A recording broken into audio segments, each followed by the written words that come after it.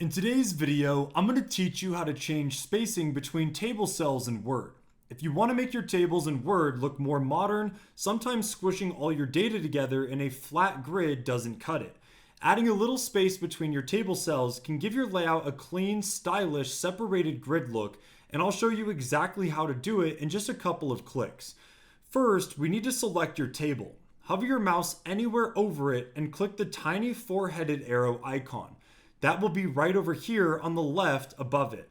And also, alternatives with the table selected, you can go into the top ribbon, click the Layout tab, and under the Table Tools, click the Properties button. This will open up a Table Properties dialog box, which is the main control center for your table's geometry. Otherwise, just right-click and go to Table Properties. So with the Table Box Properties open, make sure you're on the Table tab, look down at the bottom right corner of this window and click the Options button here. Then, this opens up a smaller Table Options window.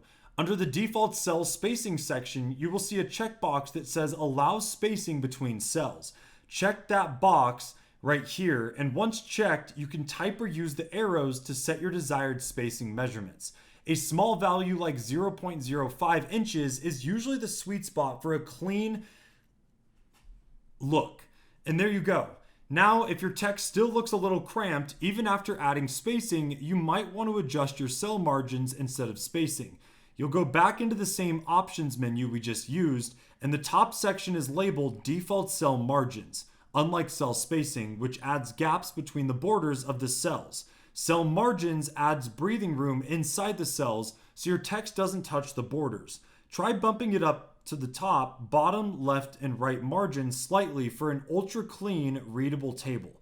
And that's it. You can mess around with the settings to your liking, but that is how to change spacing between table cells in Word. If you guys found this video helpful, make sure to drop a like and make sure to check out our other tutorials.